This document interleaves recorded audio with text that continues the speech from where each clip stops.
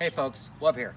And one thing I wanted to talk about is a concern that a lot of my customers have, which is simply how to get air in their tires, or whether or not they think their tires are flat and need replacement of the tube. Most of the time the issue is not a bad tube, but rather just getting air in the tire. So I wanted to show you, a lot of you guys out there have valves like this. This is called a Schrader valve.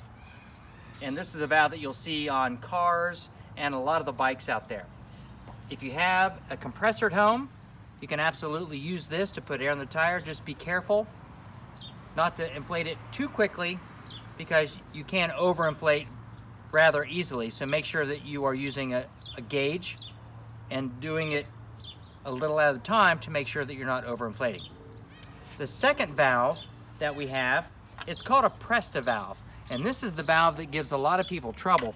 And it's the skinnier valve that what you have to do is actually unscrew the little retainer to allow air to go in and out. Once you have unscrewed that retainer, then you can take your floor pump or your compressor and put air in this way. If you have a compressor at home that only works on the Schrader valve, you can use a Presta valve adapter that has a grommet on one side. You open it all the way up, you put this on, you thread it all the way on, then you can use your standard floor pump or compressor to put air in. When you're done, unscrew the Presta valve adapter and then screw the retainer back tight again. That's important to keep air from coming in and out.